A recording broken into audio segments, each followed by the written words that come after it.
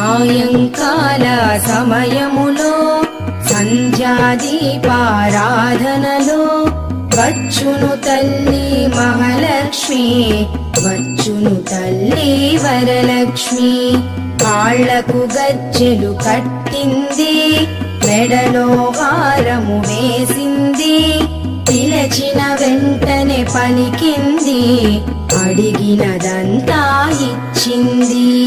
సాయంకాల సమయములో సంధ్యాదీపారాధనలో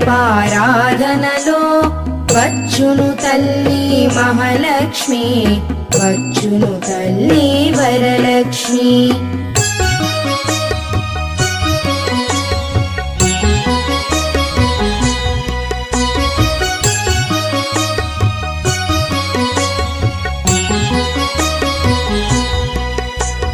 ధనముల